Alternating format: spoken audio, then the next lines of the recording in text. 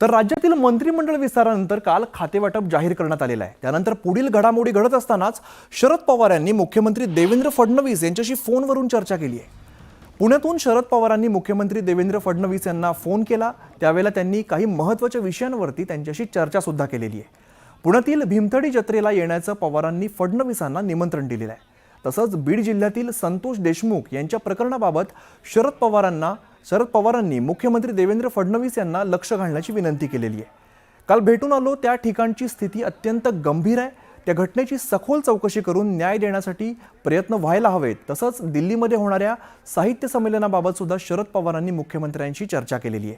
या कार्यक्रमासाठी आवश्यक ते सर्व सहकार्य करण्याचं आवाहन पवारांनी फडणवीसांना केलं आहे।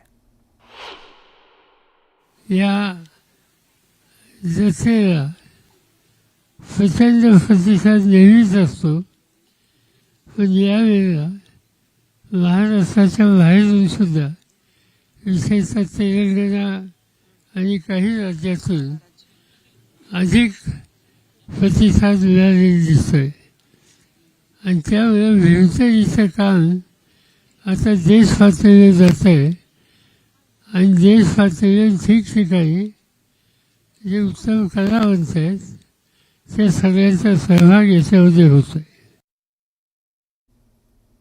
या बातमी